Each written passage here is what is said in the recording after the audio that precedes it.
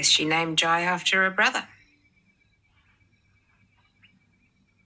Amber gave me an ultimatum. I could only be in Jai's life if you weren't.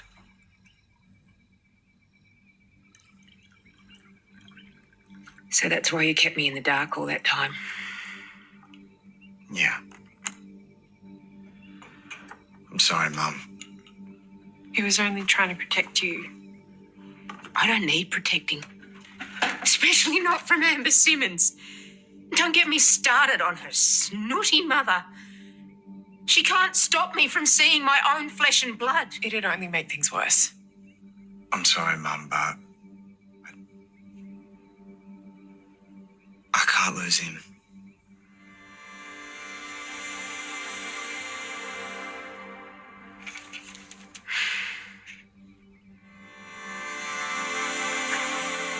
I don't blame you, Dina. I would have done the same thing. And I don't blame her either. When Amber knew me, I was all over the shop. But you're not like that anymore. That kid's better off without me. So's Brett. I'd screw things up for both of them just like I screw up everything.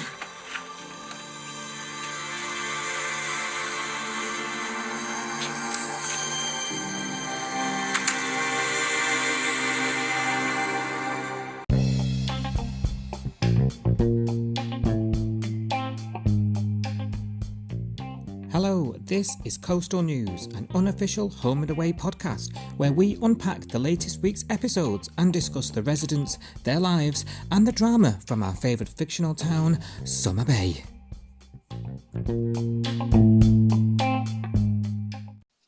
Sophie, hello. Hello.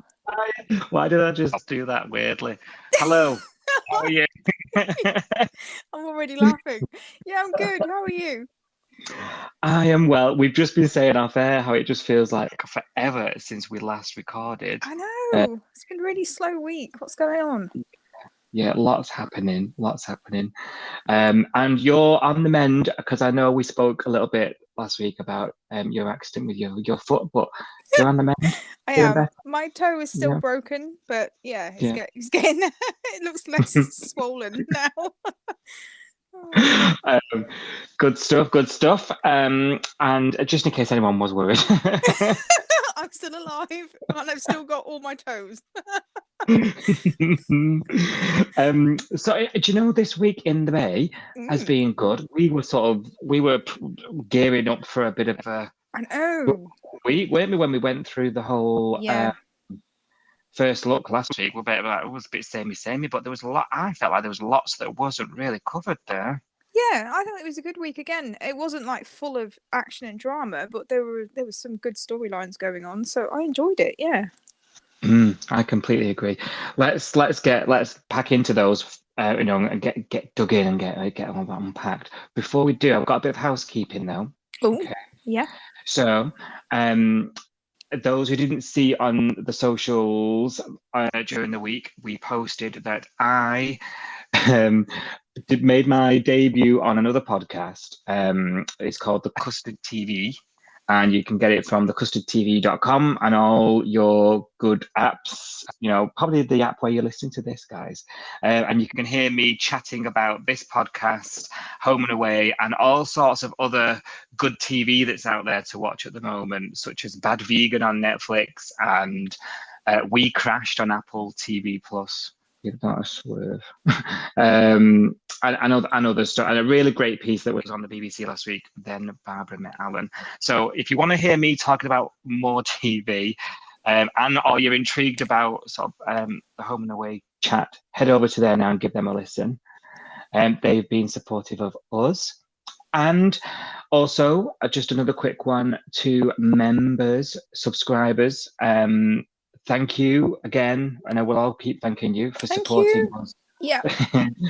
And as a thank you, don't forget, you'll get access to this episode tonight. We're recording this on Friday evening. You'll get access right away ahead of general release tomorrow afternoon. So you'll get the first dibs on all your episodes every week. And also, we're giving you extra episodes, aren't we? Extra content. Yep, bonus episodes. Bonus. So you'll hear about all the tribe that we talk about around there that doesn't make it. And I know we talk a lot of tribe on air as well, so you can imagine there's some interesting thing. It's hilarious. And also a new segment called Sophie's Scoop. Now, you need to get onto this before Sophie leaves us to start her career in investigative journalism. Seems unlikely, but and she'll take us behind the scenes of Home and Away. You know, this is the dirt, the scandal. Yeah. And the first episode we covered Felix Dean. The latest episode that's gone out has got Lincoln Lewis and his negative headlines, shall we say, that even a court case about catfishing. And if you don't know the story, go check it out. You can subscribe for 99p from the link in this episode. There we go. And there'll be more. Right, that's everything covered. Should we get on with what's gone down this week? Yeah. Quickly, your headlines and what we'll be covering in this podcast today. The Stewart feud rumbles on. And on. Prison wedding planning that we've not covered so far in this podcast, we will be doing this week. And polyamorous relationship. I'm supposed to do these without breaking. That line cracked me up, so I can't help it. It's funny. I love Flick. And Karen is back. Yep.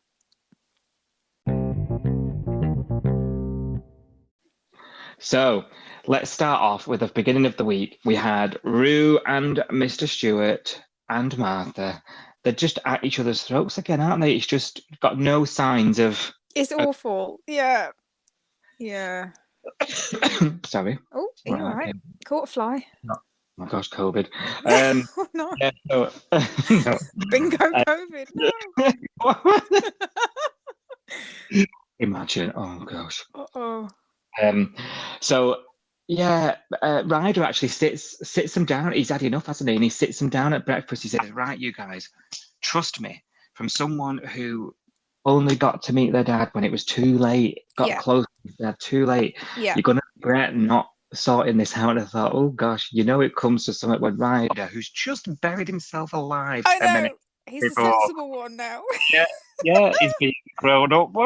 Yeah. Well, it was a week. I don't know about you, but I felt like it was a week of awkward family dinners or awkward family meals. So there was like an awkward family dinner between the Stewarts with this horrible atmosphere going on. So Ryder and Rue are in a mood with Alf because of Theo, and Rue is in the mood with Martha, and Ryder hates him, and Alf is like, yeah, good, I'm glad to hear it, and all that sort of stuff. So everybody's in a mood with everybody else. In fact, I think pretty much everyone's fed up with Alf, aren't they? Even Martha's fed up with Alf now. So, yeah, but it did take Ryder. I mean, let's be honest, the youngest person of the house, not always the most sensible person of the house, to say, bash your heads together and sort this out because life is too short, basically, is what he's saying, wasn't it? He was, and he had a point, didn't he? You know, I think when he sort of put himself in, he's like, put yourself in my shoes, and he referenced his dad, and we know all that story all too. Yeah. But it just sort of fell on deaf ears, really. I think. Well, we got quite a catty comment, didn't we, from Rue, where she said, "Yeah, well, that wasn't Evan's choice about dying, was it? Because Martha's got an option that's available to her, and she doesn't want to take it." She's mentioned a few times, hasn't she? Yeah. About choice. There was a line, I think it was the week previous, and and Rue was sort of saying, you can't blame my dad for going mad. He's got a grandson that nearly died and a wife that wants to. She's not wrong. She's not wrong. And there was a moment where Alf sort of sat Rue down, didn't he, and said, you know, you need to be kind to your mother. And she's like, I offered her a kidney, man. You Yeah, know, you what more can't. can I do? Yeah. What more do you get? Like, how kind can you be? Yeah. So I think it's Rue's stubbornness. She's got that Stuart stubbornness in She her. has. She's very much like Alf, as much as she doesn't want to admit it. She is just Yeah. like her dad. But what's Yeah. Martha's reaction to all this? What's Martha gone and done? Well, I'm surprised it took her this long. We were Oh. be a leading question like that just to set me off. Oh dear. Oh, Well, she's down old Marimbula, hasn't she? she's gone off to Kieran, isn't she? Gardening. So. Oh, you know that phone call. Oh no, gosh. Skipping forward here to where I wanted to be. Alf rings her. I'd say to lie to her, basically telling her everything's okay and everyone's getting along. And I'm thinking, and Martha's probably on the other end with Kieran rocking in the corner going, yeah, it's fine here as well. You're right. Oh dear. Eyes in the back of his head, and she's like, it's wonderful here, weather's great, weather's great. Oh God, you're right. Oh, it'll never get old. It won't.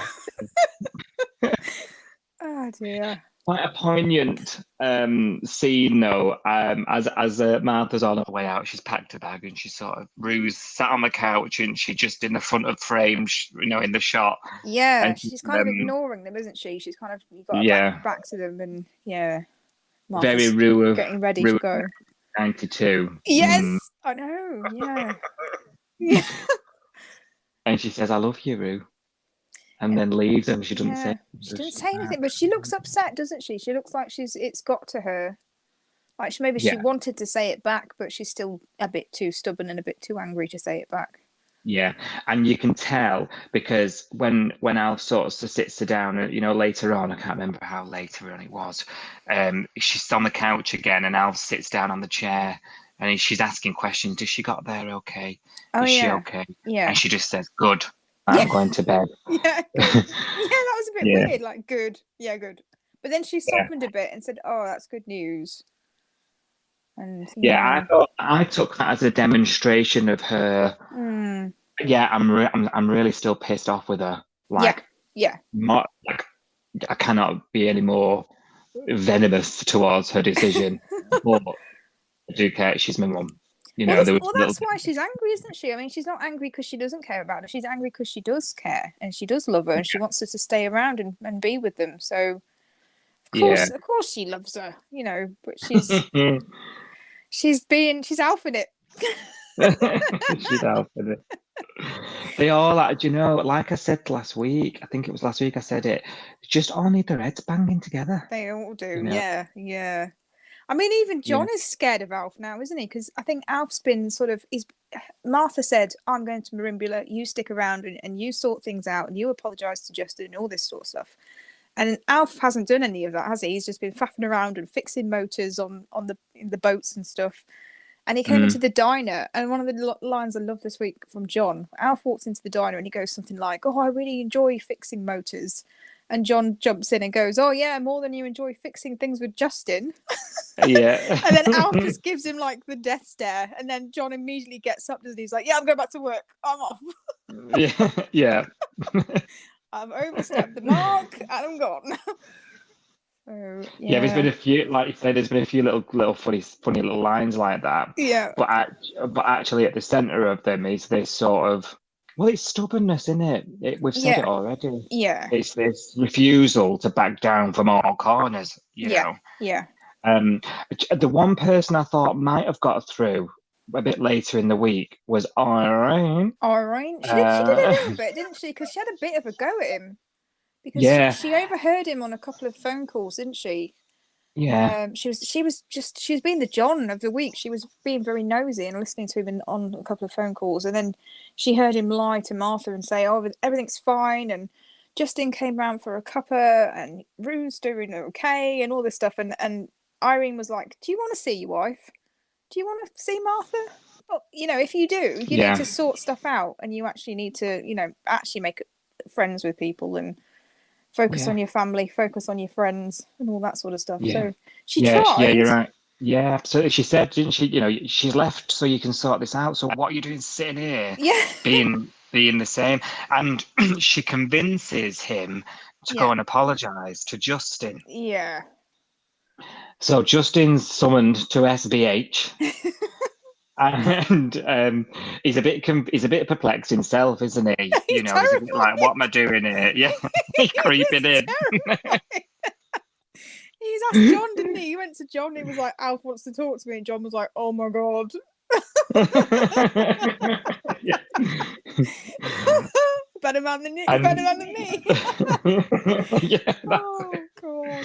Well, when he gets there, though, it quickly becomes apparent. Yeah. Or is it apparent? Where do we sit with this? I What? mean, Alf was trying, so he did say he called himself a flaming galah, which I laughed out loud at, and then he said Yeah. sorry, and he said, I went a bit OTT and all this sort of stuff, and Justin was like, okay, that's good. Oh, Theo will be relieved, and then Alf was like, why would Theo be relieved? I'm not forgiving him, and then it was Yeah. like, oh god, here we go again. Yeah, So you've not changed a bit. yeah. Yeah. And Struth. so what yeah, what was the line?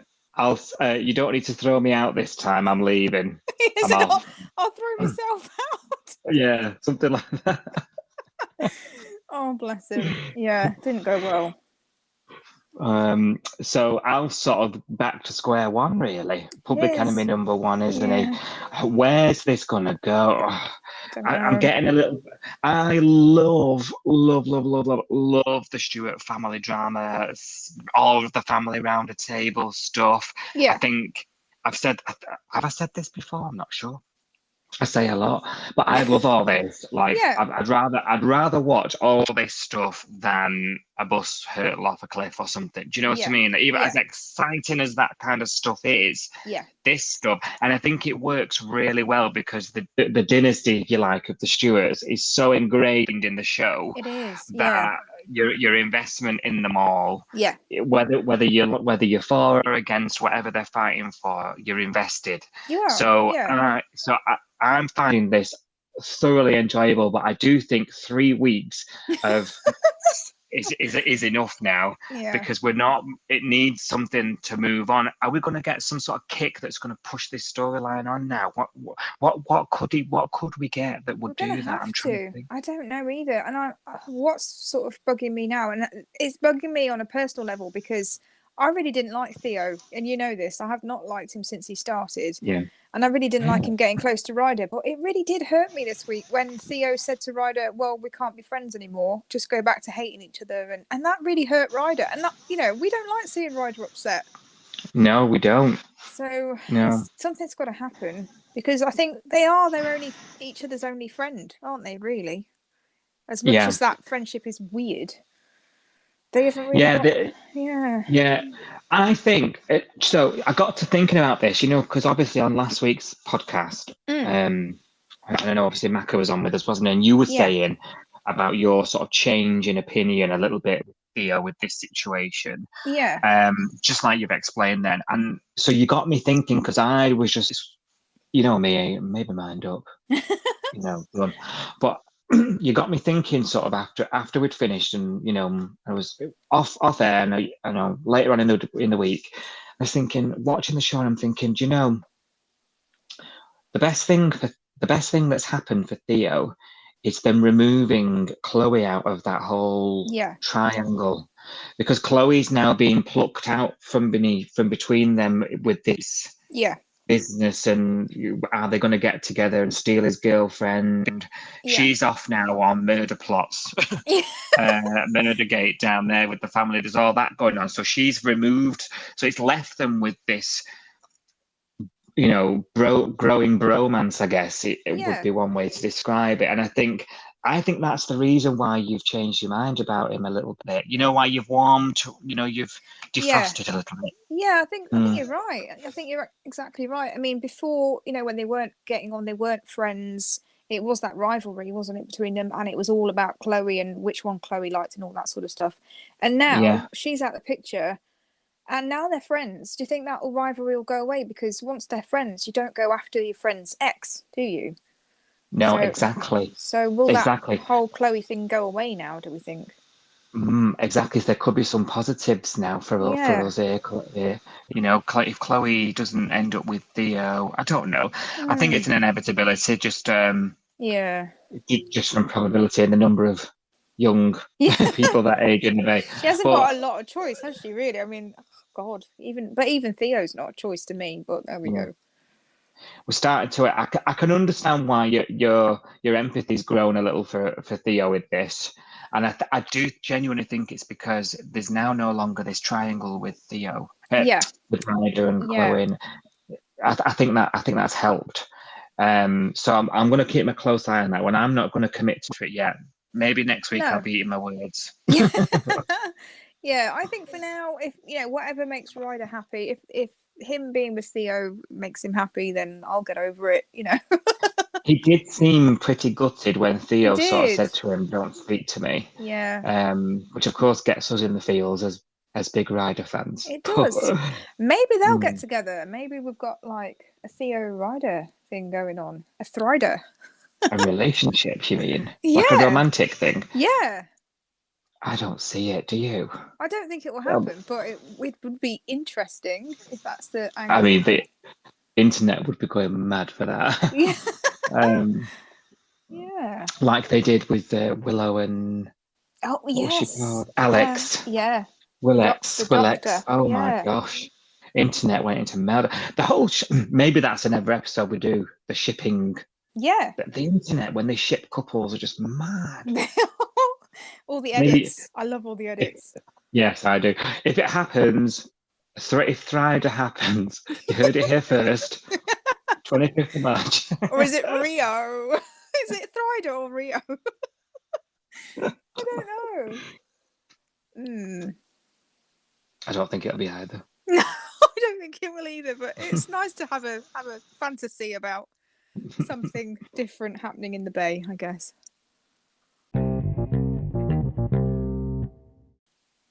Well, speaking of something different happening in the Bay, Oh. or should we say near the Bay, prison wedding. So this was floated the other week, but we didn't get round to it because we were just so hyped about everything else happening. So it was a deliberate decision not to cover it because it wasn't really part of the main plot. However, now Ari's banged up. The family are they're still in panic mode, I reckon. Yeah. They're definitely in cover-up mode, although Dean sussed it out quite quick. Bella sussed it out incredibly, surprisingly quick. Cash is putting 2 and 2 together now. Cash knows it's not right yet. So, the jig will be up at some point. How is this all going to unravel? I have no idea. We're all here to find out. But Mia, is it a coping thing? Do you think she's ploughing on with the engagement? She's ploughing on with the wedding preparation. She's talking about dates and dresses and I mean, flowers. I think doesn't she? Because obviously, Chloe and Nick are like, "Have you lost your mind? Why are you doing this?" And I think the way that she explains it, I can't remember the exact word she used, but something like she wants Ari to know that she's there for him because when he went into prison last time, she just dropped him like a hot potato by the sounds of things and just got on with her life. So I think it's a way of her telling him. She had all that bloody money, didn't she? Yeah, exactly. I think it's her way of saying to him, "You've done this for me. You've done this for my daughter, and I'm not going to just leave you to rot in there. I love you, and I'm going to marry you." I think it's that. I kind of get that, but also I do get what Nick and Chloe are saying is that she's planning this best day of her life. And it's not going to be the happy ever after. She's going to get the wedding, but she's not going to get the marriage. So it's one thing having the wedding. You're right, but then what? Yeah. What difference will it actually make to you? I don't know.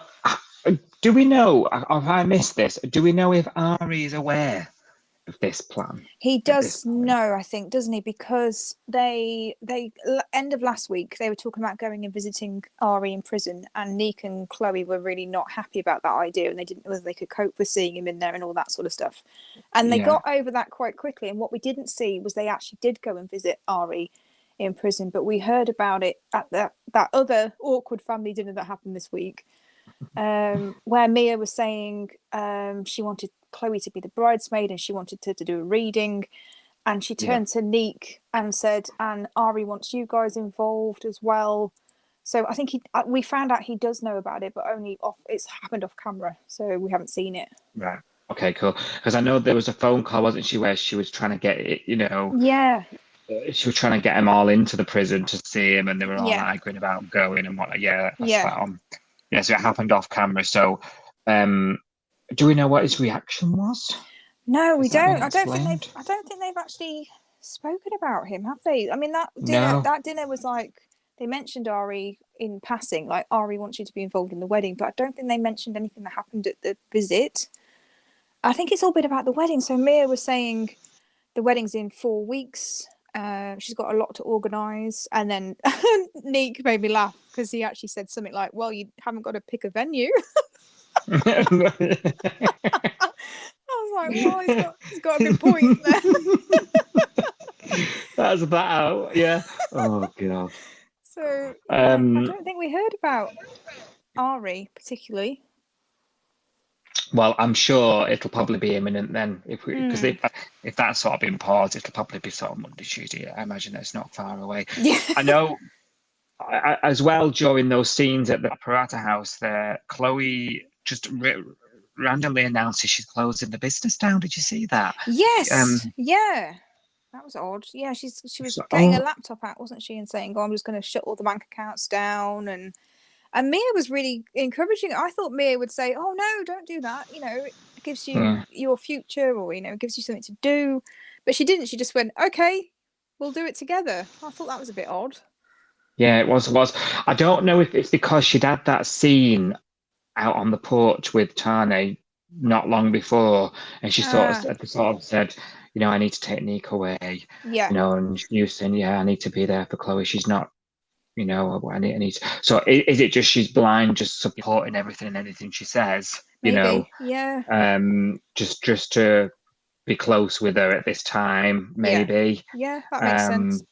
Until literally she reads a diary. Like 5 minutes later, she's like, "You get a shower, Chloe, and I'll just read your diary while you're in there." Invasion of privacy. Oh dear. Her diary made me laugh. I know it's not supposed to be funny, but I was howling. I was actually howling at it. It was so funny. Oh my god. We were crying because we were messaging actually. And guys, if you have, I'm still laughing about it now. He's so cool. I met my biological dad today, and he's so cool. I don't know why. I don't know why my mum doesn't like him. Oh my god! And then the next entry was like, "I hit him. He's dead." Oh, I'm still laughing about it now. I'm crying. If you want to read, I can't speak.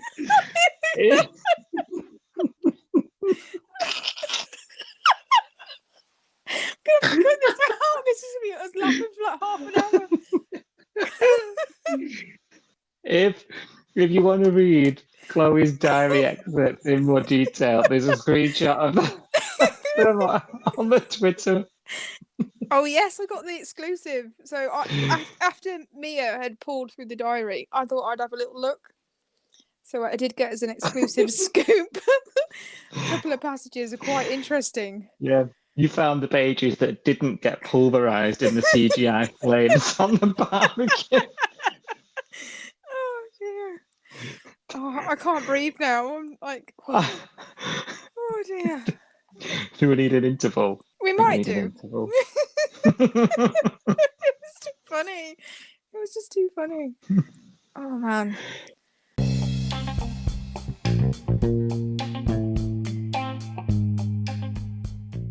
Just a quick reminder that you can get your latest instalment of Coastal News, an unofficial Home and Away podcast, on all your podcast apps. Your Spotify, your Apple Podcasts, your Amazon, your Google, and much, much more. Just search Coastal News or Home and Away on your podcast app. Do also take an opportunity to like, rate, and review where possible. It helps support us along the way.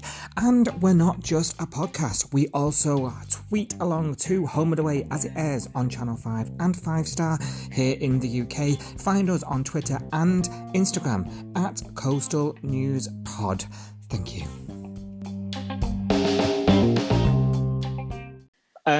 So Neek, as we mentioned, Tane takes Neek away. He does, yeah. Takes him out of the situation. He's going to look after his boy. You know? That also made me laugh. How come every time you called him boy, he sounded like a Cockney? Yeah, I know. That's what I said. He's boy. It was so funny. It's the way he pronounces boy. It just sounded like Danny Dyer. It's so funny. Yeah. Oh dear. Shut it, Nick. Oh, get out of my pub, boy.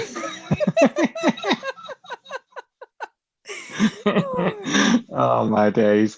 And he takes him to a lovely little lake. It looked very idyllic, didn't it? I was thinking yeah. I'd quite like to be there camping with Tane. Thanks very much. Yes. Well, yes, considering the ritual or the sort of, is it a ritual? Is it a traditional I can't pronounce it, the word. No, I know. I tried to hear it a couple of times and see what he was calling it. So not a clue. And I couldn't work out what the stick thing was called either. I'm so bad. I was hoping you'd have a clue because I was thinking, oh, hang on. No, I couldn't work it out. Let's go with stick thing. No. Maori stick thing. I'm so not appropriate.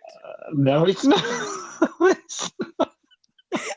I'm just not very good with words I don't know how to pronounce. I don't think I can carry on after this diary. So, I genuinely can't carry on this podcast. I'm dying.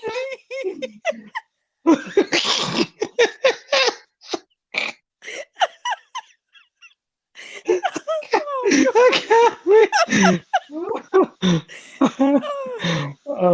got to think of something that's not funny. Compose.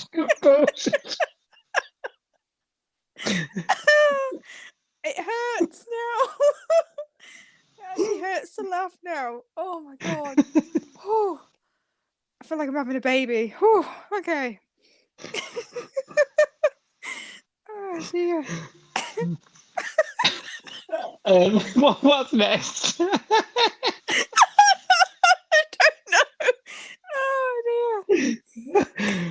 Oh, I do apologise. You sound like Beavis and Butthead. I can't even see now because I'm crying. Right. Oh dear. What are we Okay. like? What are we like? So there's a Maori. I knew what you're gonna say, and it's already kidding me. No, okay, right. Okay, serious, Sophie, serious. Yes. Well, you go. You go, and I'll work on myself. What am I while talking you about? talk. Oh my god! I don't know if I can.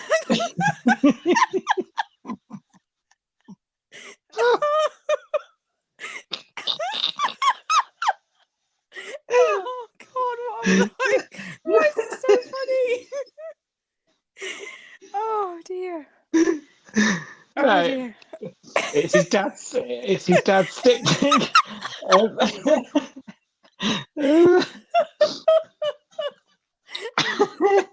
No, God. right, listen, right, come on. Yeah. I'm talking to myself here. Oh. Okay. Right, it's a real rite of passage. I need to get these words out. Oh. Is it a big thing in my culture then? You know, I don't they know, sort of honestly. teach the youngsters the. Yeah. Stop. I can't.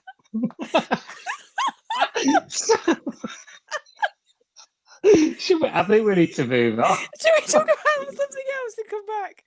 Oh man. Yeah, because I don't think we'll ever make it to Tane's pecs. And he kept saying Timothy. I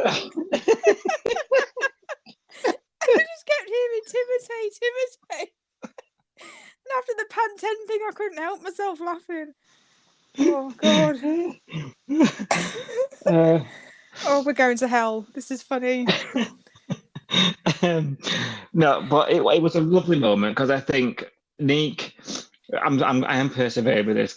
So It was nice. It was because he told him about his dad, didn't he? And said, yeah, your granddad's taught Ari and who else did he teach? Was it Ari and him? yes, and he said, he taught him and Ari, and you know he would have taught you had he had the chance. Yeah. And he you know, and he said he felt honoured to be passing on these skills to him. You know, but he was frustrated, wasn't he, Nick, that he wasn't.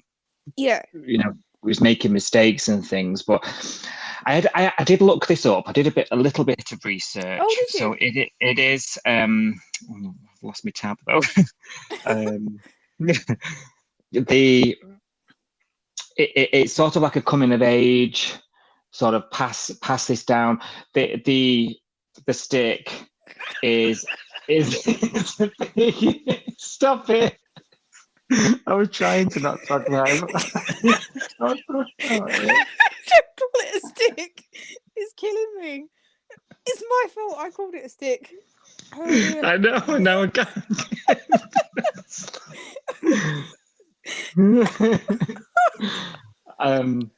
You know, they're really quite personal and quite quite important, and it's quite a big thing to have. You know, that they look amazing. They carve them and what have you. So he was talking about when he was explaining what it was. He was saying that it was a deadly weapon, but also it was like having their ancestors with them as a spiritual guide when they're using it, like and a spiritual thing. That's right. Keeping them grounded and getting them through like tough times and all that sort of stuff. So it's like when you use it, you're channeling all those people, your ancestors and all your relatives from the past, and they're all with you. You know, it is very spiritual, I think, isn't it? Yeah, it's like what's the it? Oh, I've lost the word now. That whole sort of not just Maori culture, but that whole region of the world and the past. Yeah, you know, it's heritage. It's very much like that. Very much in touch with the spiritual and in awe of the descent where that descends from. That ideology, if you like. And that's how they all live their life. That's how they live their life through that. It's a very positive thing, So I think, and you're right, the way you've summed it up. So at times of darkness, times of sort of when you need to sort of tune that spiritual world and sort of bring you back round. And I think Tane did a wonderful thing for his nephew there by taking him there. He did, and doing that for him. Definitely, and that's something that Neek will remember. You know, when he's older, and maybe if Neek has kids or if he has, I don't know whether we'd have nephews or what, but maybe if Tane has children, but you know, it's something he can pass on in the future to someone else. Like it's a generational thing, isn't it, that you can pass on. And but Neek being Neek, he just thinks that, you know, if he can't do it immediately, then it's not worth doing. And he kind of has that tantrum, doesn't he? So that's just him. If he doesn't take to something straight away and doesn't get it right straight away, he did the same with Lifeguarding, didn't he? You're spot on there. He gives up so quickly and he's like, oh, I can't do it. And he did the same when he was trying to do the the lessons with John, didn't he, at the surf club? Yeah, you're spot on there. Yeah, he sort of throws the towel in and tries to quit Yeah, too immediately. early. Yeah. Yeah, and then he almost has to backtrack and prove something to himself. Yeah. Every time, really. Yeah, spot on. And it was the same with this, wasn't it? He doesn't Yeah. like hard yakka. Hard yakka. He needs a bit Yes, of hard yakka. he does. He really does. Bit of a hard yakka in his life. I don't. Oh, we made it. That was eloquently put in the end.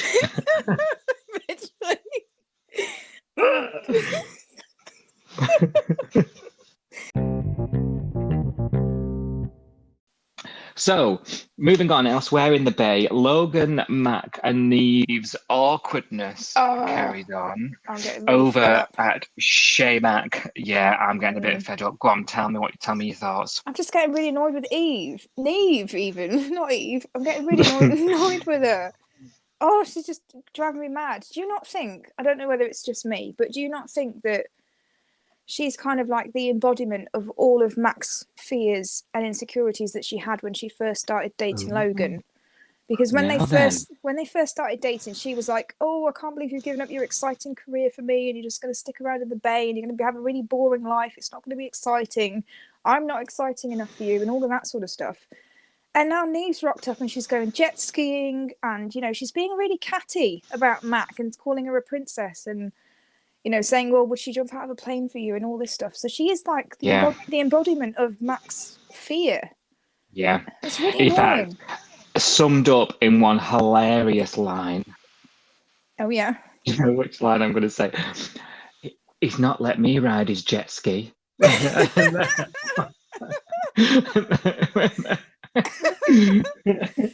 I know that doesn't sound right. I think you're right, actually. It's well spotted.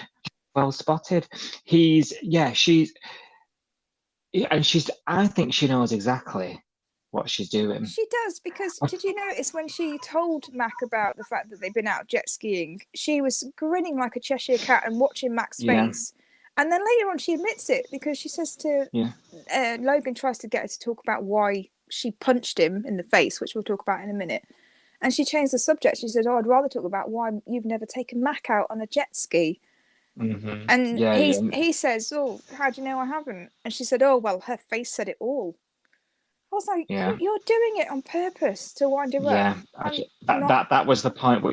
That was the point. I had the exact same thought. I just thought, "Oh, you're a slime ball." Because last week I was saying to you, to give her credit, she, when she found out about Mac, she was going to leave, and she said to him, "I've made a mistake," but actually, it didn't take her long to stick. Even though at that point it was like, "Oh, you need to move out." And we'll, like you said, we'll come on to that in a minute. But do you think that the difference is that last week Logan was like, "I've got a girlfriend and this isn't going to go anywhere," and this week, now she's moved in with him, he's checking on her while she's asleep, and now she's thinking, he still does like me. I've still got a chance. Because she knows he's coming in to check on her, doesn't she? Yeah. So she's obviously not asleep. So that awful scene, and obviously Mac's like, she's still awake, isn't she? And she's lay there awake, listening to him get up and out of bed. Now I found that quite wrenching, to be honest with you. Horrible. Yeah, it was awful. And she's lying there. I bet she was lying there stiff, boiling, not sleeping a wink. Yeah, you would do. And then the very next morning, she wakes up and she goes, she finds them out jet skiing. I mean, and he's bumped off work, hasn't he? And she says, bumped off work. You never, not even for Mac, he's never bumped off work. He's always been like, "I'd love to, but I've got to go to work. I've got my patients." They always came first. But now Neve's turned up and he's like, they don't want a tired doctor. Yeah. Oh, right. Okay. That's how it is. Well, it ends up leading to that ultimatum, doesn't it? Yeah. That Max sort of gives him, and she's, she's like, she needs to go. And she didn't really get the response that I think A, that she deserves, and B, that she wanted to hear. No. Well, she said Neve should go, didn't she? She didn't say you should go with her. Well, I know. And obviously I saw your remarks on Twitter, saying you You've got to basically, Logan is a right piece of work this week. Yeah. But I just, what is he playing at? Going to the hotel I don't with know. her? Don't know. Like, Yeah. how does he not see this? How does he not see? Is he blind, focusing on the diagnosis of I think PTSD? no. I think that's a front. I don't believe that he's that bothered about. I don't know. I think he's still got feelings for her. He doesn't know what to do about it. I do. I completely agree. And I think those feelings will manifest in the motel room Yeah, any unfortunately. minute now. Mm-hmm. And I don't think it's going to be polyamorous like Flick's suggested. No. Yeah, when they all come for lunch, is this some sort of polyamorous relationship? Yeah, she sees Neve staring at him, doesn't she? And she goes, "Oh, he's got a girlfriend," and she goes, "Yeah, I know, I live with them." and Flick's like, "Oh, is it like that? Is Fleek's a funny one. She's a funny one. I love the way she just doesn't have any brain mouth filter. She just says whatever's on her mind. Yes. Yeah. I mean, and she's not wrong to question it, and Eve just sort of like, But to a stranger, you wouldn't do it, would you? I know. No, you definitely wouldn't. Flick would though. That's why we love her. And actually, a lot of people online, when that line went out, there was a lot of people saying some quite funny things. Were like, wrong Australian soap, love. Can't even get a same-sex couple on Home and Away, let alone. Yeah. But I believe Neighbours recently had done something like polyamorous. Oh, had they? Like, I think that was a little dig at Neighbours then. Don't know. By the writers. I don't know. Let's see what happens with those then. I think you and I are on the same page, are we? Logan and Neve. Max she's heading to heartbreak. Yeah. How's she gonna cope with it? We saw the mess last time. Yeah. Why does this keep happening to Mac? Please, writers, people out there, what's going on? Yeah. Don't do it to her. Don't do it. Don't break her heart again.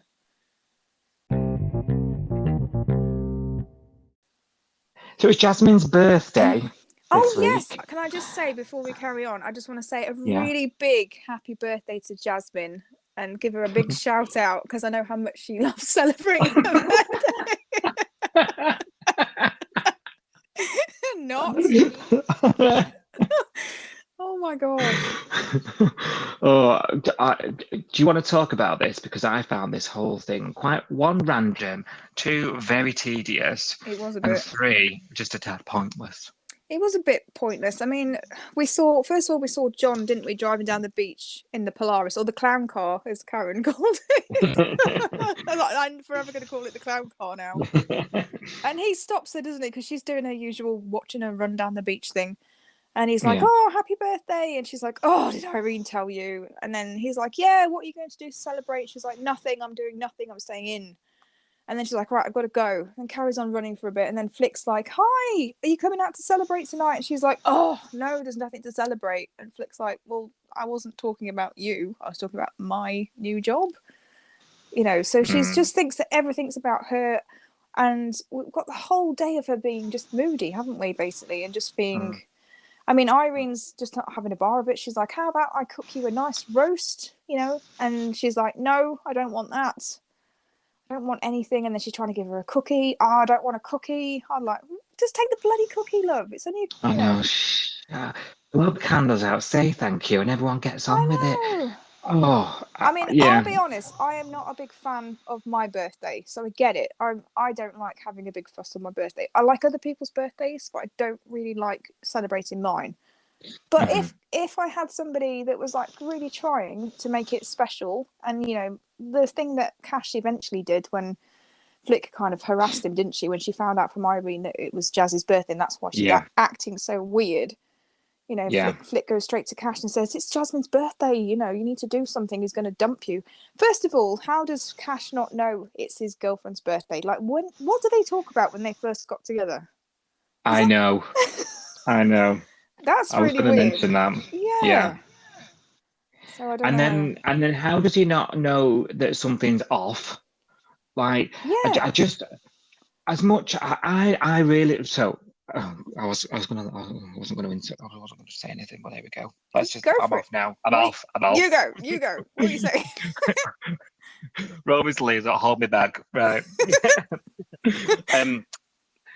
I love Jasmine is one of my all-time favorite. She's up there for me on all, and that is something. The amount of characters we've had, because I really do like. I love her backstory. I love her character development. Everything she's gone through. I've got a lot of time for Jasmine. Right. This was just. I think her relationship with Cash to me is a little 2D. I'm struggling to buy into them fully. Yeah. And we'll come on in a minute to the old L-bomb. Yes. I'm struggling to buy into it all because they hardly have any scenes together. No. And when they do, they're sort of running to and from work. Yeah. One or the other, or through in one side of the diner and out the other. And there was this sort of we had a last week when we said we had some really pointless scenes of Cash and Jazz having dinner. That was so, and now it's evident now why we saw that, because they were just sort of trying to pick, oh shit, we forgot about these, so let's try and make them have a bit of a life before we do this week's stuff. It's just so. Is it not? It's not just me, is it? Like no, it's not. They don't do anything together as a couple. They, like you say, one of them's running down the beach, the other one's going to work, or the other way around. Like you just said. What do they talk about? I mean, maybe they don't talk. Maybe that is their relationship. But the L-bomb. And now there's been a couple of nights where she's stayed in that bloody grotty caravan. I mean, he's now. Yeah, and the thing is, as viewers, especially viewers like me and you who watch through the analytical lens, shall we say? Yeah. Because let's face it, you and I, we host a podcast about Home and Away, so we're not watching it the same as everybody else, are we? Right? No. Yeah. We're watching it. We're dissecting every inch of it all, right? So, and super fans of soaps do that.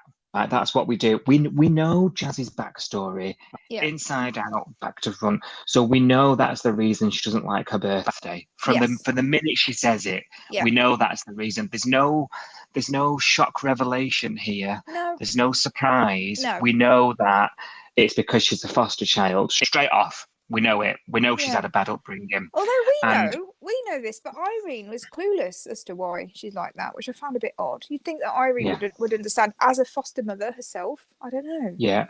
Oh, and a flatmate of however many years. Yeah. Odd. Yeah. Absolutely. Very, very, very random. Also, Jasmine will have had birthdays in the past that would not be mentioned. Yeah. She's not gone a bit strange on us in the past. All unnecessary, if you ask me. Just so that she can have a hissy with Cash, and then Cash can say, "Doesn't matter how many times you have a hissy with me, I still love you." Yeah. Like it was all just to build up that scene, and I understand that needs to be done. Yeah. But I think it could have been done in a better way.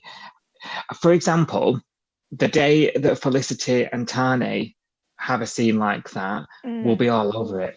Oh, like a rash. Yeah. Because they're getting the development as together. Yes. Even when he's trying to avoid her. Yeah. Well, they got kidnapped together as well, didn't they? So that's sort of, it's the speed thing that I mentioned about the relationship based on intense experiences.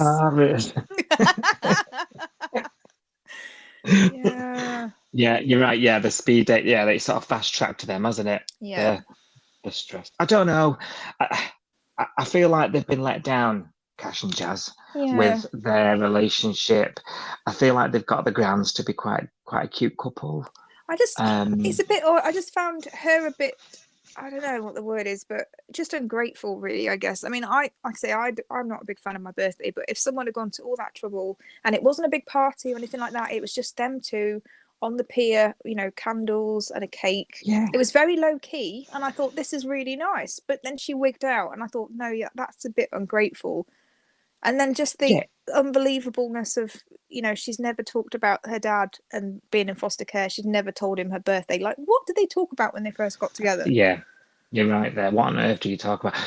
You know what? You've just said it. It's not like it was some big room full of people. No, it wasn't like going surprise. hooroo. Yeah. Yeah, like can you imagine if you had a hot Because it was boyfriend, gonna be. model, Yeah.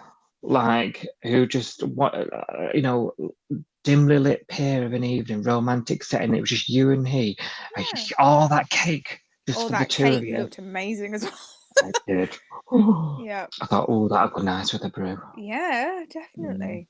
But it nearly was a booze cruise that Flick organised with the DJ and a tattoo artist and a stripper or whatever she was talking about. So Yeah. she didn't get that. If she got that, I could have understood her being annoyed, because that would have been totally not up Jasmine's street and she wouldn't have been happy. But the romantic, dinner on the pier, why not? Why not enjoy that? I know. Strange. Yeah. Strange from top to bottom.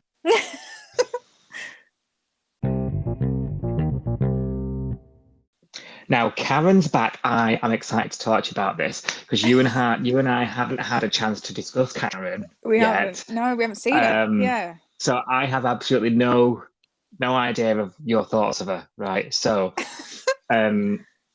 I love Karen. Yeah. Right, and I'm gonna justify it. So I think she's really, really, really, really flawed. Yeah. But doesn't mean to be. She reminds me of early Irene. Oh, yeah. Because she was alcoholic. She had lots of problems. Yeah. But ultimately she loved the kids, and and she wasn't a bad person. No. But she could do some wicked things at times. Back in the day. Yeah. So I think she's a little like that. She's got her problems are well documented. Yes. In the show. Long-term viewers will know. Long history of mental health problems, alcoholism, drugs, hanging around. They're from the river, they're from Mangrove River, these guys. You get the picture. Yeah. Like the Moss side of Sydney. So Dean, and the one thing about Dean's character development and the introduction of Karen that for me was so good when they introduced her a few years back. We've been drip fed his life and his story over time. He's not come in and gone, I'm running away from a mad woman and no, help me. Like some people arrive to the bay like, we knew he was in and out of prison. He's from Mangrove River. He's got himself involved with the infamous gang. Yeah.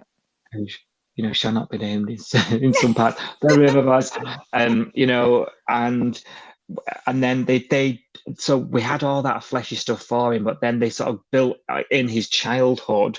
So then that's how Dean's quickly become one of the show favourites, because you just know so much about him. Yeah.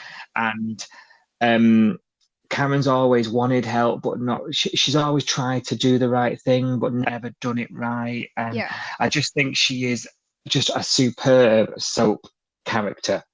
She's got all the right things that are wrong about her. Does that make sense? Yeah, absolutely. Yeah. What are your thoughts? No, I completely agree. I think she's very real. She's a very real character, and there's a lot of depth to her character, which makes her really interesting. And I think one of the lines this week that kind of summed her up was when she was talking to John about Amber, and Karen was saying, I'm not her biggest fan, I don't really like her.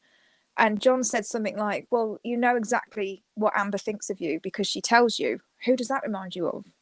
Because that's what Karen's like as well, and they're actually quite similar. And I thought that was quite interesting that he'd picked up on that. So that's why I like her, because she is, why we like Flick, because she says whatever's in her head, and I think Karen is like that as well.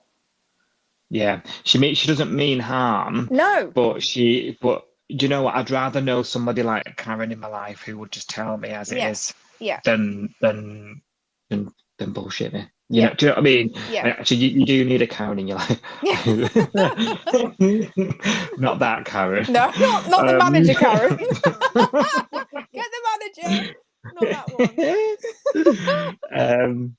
so yeah, so I'm glad she's back, and doesn't she look great? She does look She looks good. well Do together. you know what? Her and Dean don't look that different in age. They don't actually. That's true. I was looking at her and I was thinking, what age was she meant to be when she had Dean? Because they could be girlfriend and boyfriend. Like, seriously, that she's not that much looking older than her. Him, Yeah. even. Very odd. That's very true. That, but she's looking fab, and she's way calmer. Yeah. She's you know, we know she's been away having treatment and things, and that's where she's been all this time, and now she's come back and she's been a bit shifty about her phone because she'd gone AWOL a while. The phone was off, disconnected. I'm laughing because of John. When John was telling Dean, oh, you know, you should be worried, mate. Your mum, she's got an underlying health, you know, mental health problem. You should be concerned if she's gone missing. And then he says something like, she needs to turn up in the first 72 hours or you'll never see her again for 20 years or something. Yeah. I was like, whoa, John. It's funny. I actually quite like John and Karen's friendship, actually. Well, I'm glad John got a friend this week because he did hang out with her quite a lot. And I thought, well, at least John's got something to do other than sitting in the surf club office eating takeaway now. Regular listeners, I know we're a bit worried about him, aren't we? We are. Yeah. And she sticks around. We're right to be worried actually about Karen anyway, because she's got herself tangled up with old Brett from Reefton Lakes. Yeah.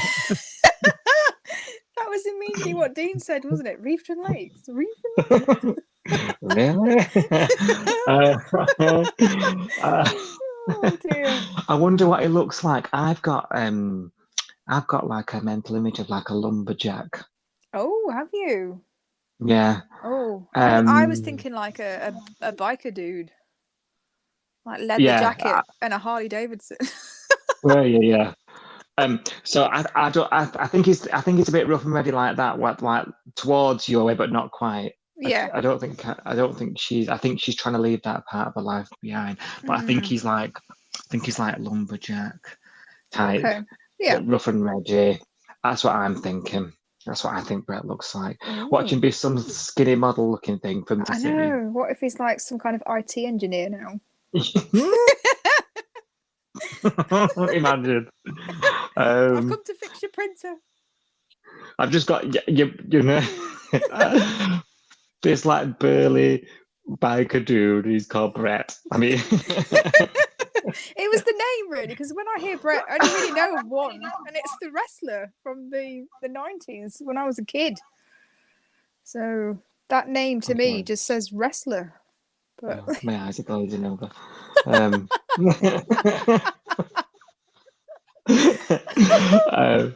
Well, this Brett is in love with her. He wants to marry her. She's bolted because she doesn't trust herself, does she? She doesn't say it, but she doesn't trust herself to mess it up because she knows she says things which she's very down on herself, you know, even though she's in a good place. Yeah. You know, I don't deserve it. You know, I don't. You know, I'll upset him and I'll mess it up. That kind of attitude, wasn't it? Yeah, very much so. And she said the same about Jai, didn't she? When she heard about Jai. Yeah. And how she wasn't allowed to see him, and she was like, "Do you know what? I get it. You know, I understand because I am a bit of a mess." And you know, she's sitting at the kitchen table in Dean's house, isn't she? And she says something like, "You're right. Like I just messed stuff up. I shouldn't be around Jai, and I shouldn't be with Brett either." So she is very down, down on herself. Yeah, and I suppose they've got to remind us about this because she's ashamed of her past. Yeah. And it's a bit of someone who's had to overcome the things she has. Irene is probably the same. Yeah. And she is actually, we've been to this with Irene at various points over the years. And there was a scene with Irene, wasn't there? Because when Karen finds out she's got a grandkid but she can't see him, I think Irene's talking to her in the diner about something and she goes, "Oh, have you met Jai as well?" And then she says to Irene, "And have you got grandkids?" And Irene says, "Yes, I have." And then she goes, "And do you see them often?" And I was thinking, no, she bloody doesn't. She never sees them. Yeah. Not as often as I'd like. Yeah. But yeah, just when we need you out of the show for something. Yeah. Just bugger off and thing. Yeah. Well, she wasn't. Yeah. She wasn't in touch with her kids for a long time, was she, Irene? No. Because there's a whole No. her backstory, which is quite, like you say, similar to Karen. Yeah. So I'd have thought that they could have had a heart-to-heart there, but it didn't happen. Yeah, I don't mean we need that scene, I reckon, but I don't mean to compare them too much, but there's definitely sort of similarities with young Irene and Karen, the way she is now and what she's been through. And I think it's that old saying, isn't it? Mud sticks. Yeah. You know, she's got herself better, she's sought the help and she's got her life in a place, but there's all this secrecy about Jai getting to know her because of what Amber and her mum know of her past, and how that, you know, and how do you get past that? How do you make amends from that? You know, it must be so difficult to gain forgiveness, isn't it? And people aren't always very forgiving in life. No, and I think people remember you for how, you know, you don't see someone for 20 years and you just assume that they're the same as they were 20 years ago. You don't, you know, you don't automatically think that, like, people that you went to school with, you think they're just going to be the same as when you know, when you're at school. They're not. They've changed. You know, everyone grows up and everyone has, you know, stuff that happens in their lives that changes them. So you have this set image of how someone is based on when you knew them, don't you? 100%. 100%. Yeah. And I'm really glad that he let Jai see her. Whether Jai, we don't actually know whether Jai knows it's his grandma. Don't think he does he? No, because he's John's girlfriend, apparently. She looked horrified by that. I know. Considering she's engaged to Brett. Yes, well, kind of. And is there going to be a fallout now? Is Jai going to go home and say, "Yes, I met a nice lady called Karen," and possibly it's all going to kick off? Or where do they live? Do they live within, you know, are they going to see each other out and about? And Jai's going to say, "Oh, Mummy, that's the lady that I played footy on the beach with." Oh, yeah, quite possibly. Oh, really? Do you know what I found weird? I probably shouldn't say this. But you know when John was driving Karen down to the beach in the Polaris? Yeah. And they were just sitting in the clown car and watching them play footy on the beach. It felt very much like Jurassic Park to me then. Or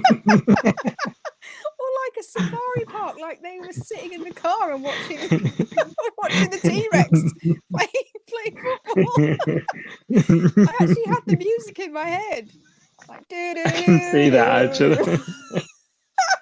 I can see that actually. I thought it was really weird, but that's just me. It was strange. Just walk down, love. It was like, and here we are, the creatures in their natural habitat. I just thought it was really weird, but it's just my brain, I think.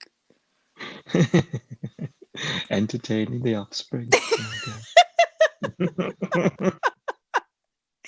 Oh.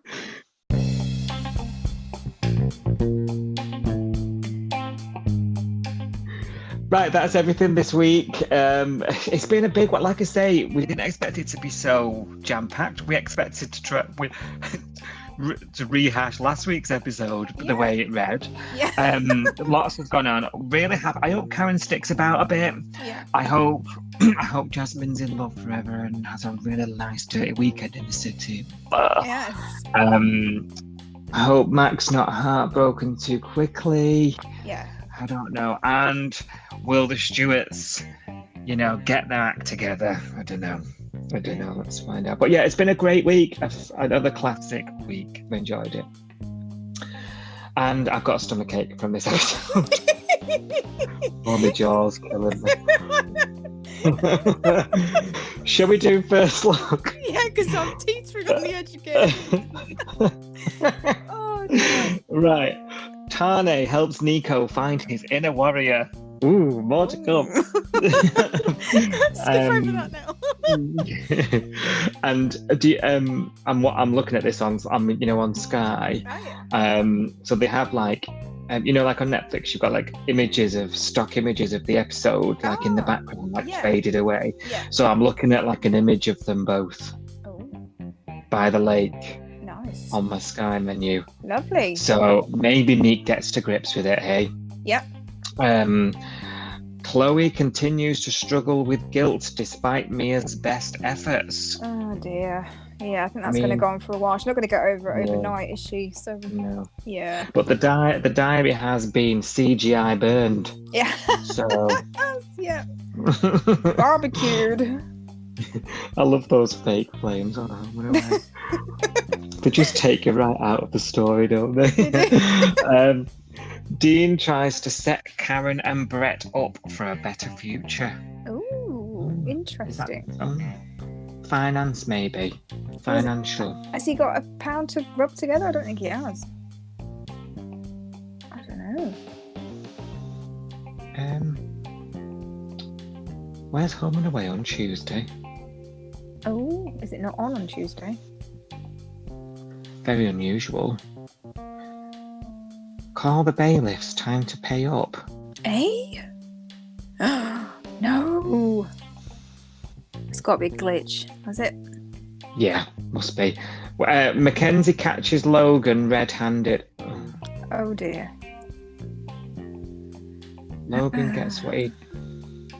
gets what he deserves from Dean. Well, that's going to be his right hook, innit? He did warn him. Oh, this is not. I'm not looking forward to this episode at all. He did warn him, didn't he? He did Why? say, "I'll come after you with my bad leg," or whatever. Yeah.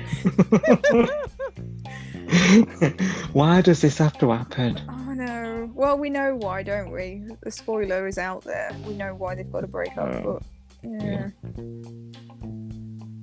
Just get your bloody vaccine. Or just change the character. Like, how many times have they done a head transplant? You know, and brought someone else in. You could just change change the actor. I know. This is just awful. Oh, Theo forces Alf to reflect on his actions. Ooh. That'd be something if Alf learns something from Theo. Theo. Wow. Yeah. Jasmine makes a proposal for cash. Mackenzie suffers Neve's revenge. Oh my god, no, I really don't like this girl. Oh, What a bitch. oh, what a bitch. Oh, you know what? If Dean's going after Logan, I'm going after Neve. Not having it. Alf ends up blaming himself for everything. Oh. Well, Alf. Okay. Oh, no. Oh, no. I don't want to see Alf upset, but he does need to come back down to earth. But yeah. Do you know what's bugging me a little bit? He's getting all the blame when all he's really trying to do, even though he's gone about it the wrong way, Yeah. he's Alf in it. All he's really trying to do is protect everybody. He is, yeah, he is. Do you know what I mean? And I think the arrest was just a bit too much, I think. You know, it was revenge, wasn't it? Let's be honest. Yeah. Right, I found that missing episode here, so yes. This is all in the wrong order. Bella tries to save Chloe before she drowns in her guilt. Oh, okay. Is that a literal drown? I don't know. Or is that someone being a bit clever? Theo, hopefully she's in that swimming pool in the back garden. Say some dreadful things. Shouldn't say that. Pond. I know it looks like it's like green. It's like It doesn't look very welcoming to me, but there we go. Theo and Justin get a makeover in preparation for their day in court. Oh, of course. Ah, okay. Suits. Tane brings Felicity into the family. Oh, okay. So they are a couple then now. Proper couple. Is that brings her into the family, or is that she finds out? Oh, maybe. Oh, I read it as like introduces to his family as a couple because they've not done that, have they yet? No, maybe both. They've hung out, haven't they? But it's been very me and Flicker casual. It's not been a we are a couple and we are together. Yeah. It's always been like hanging out, isn't it? Yeah. That's interesting. Let's see what happens. And let's just hope that does air on Tuesday. How odd was that? I don't want to watch that. Bailiffs. I don't want to watch that other thing. No, that sounds depressing. Even more depressing than murdering your rapist dad.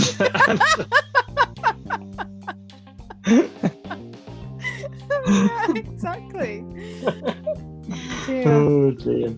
Thank you very much. Thank you. What a fab episode. I've had fun. I've had fun. We've had a festival of ourselves. Okay. Not the Festival of Flick.